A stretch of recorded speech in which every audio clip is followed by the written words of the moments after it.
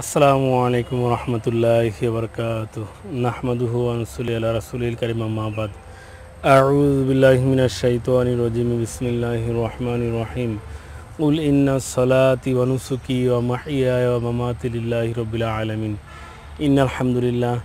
Dear friends, আশা করি প্রত্যেকেই ভালো আছেন। আলহামদুলিল্লাহ, আমিও ভালো আছি। তো বন্ধুরা,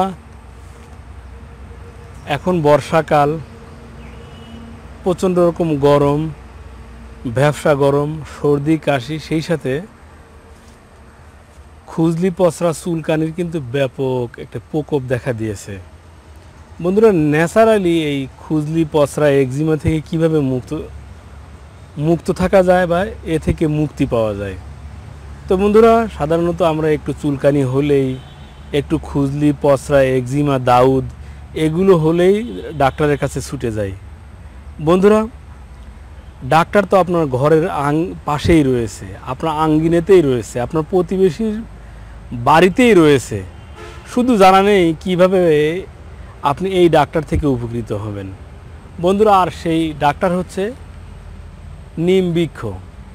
বন্ধুরা, এর শিকড়, কাণ্ড, পাতা, এর এমন কোনো অংশ নেই যা মানবদেহের জন্য উপকারী নয়। তো বন্ধুরা, শুধু আজকে বলবো যে খুজলি পচরা দাঁত একজিমা থেকে কিভাবে মুক্তি পাবেন, আপনি কিভাবে এটি ব্যবহার করেই আপনি ন্যাচারালি কোনো রকম খরচ ছাড়াই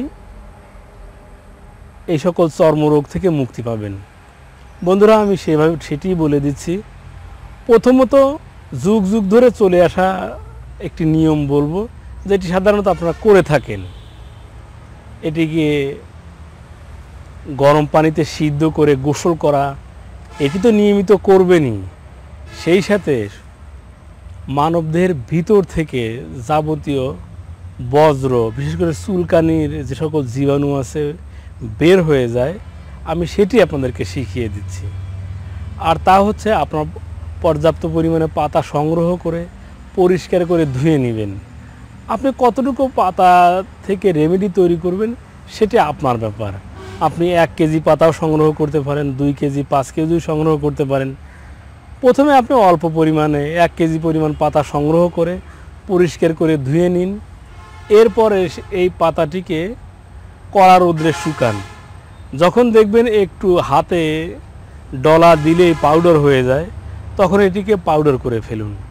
এরপরে আবার রোদ দিয়ে ছায়াতে ঠান্ডা করুন, বায়ুরোধী কন্টেনারে ধারণ করুন। এরপরে প্রত্যহ সকালে গরম ভাতের সাথে এবং রাত্রিতে গরম ভাতের সাথে 1 থেকে 1.5 চা চামচ পরিমাণ পাউডার সেবন করুন। তো বলবেন, হাকিম সাহেব, আমাদের খাবার তো আপনি নষ্ট করে দিলেন, আমরা কি আর ভাত খেতে পারবো? বন্ধুরা, আপনার খাবার নষ্ট করতে হবে না। আপনি খাবার শেষে যে লোকমাটি অবশিষ্ট থাকে, সেই লোকমার সাথে বা ভাতের ভিতরে 1 চা চামচ পরিমাণ পাউডার নিয়ে গিলে ফেলুন। এইভাবে সকালে খাবারের পরে, রাত্রির খাবারের পরে নিয়মিত সেবন করুন।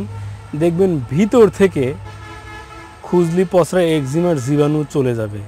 সেই সাথে আপনার বিবর্ণতা, আর্টিকেরিয়া, এক কথা ত্বকের উজ্জ্বলতা ফিরে আসবে।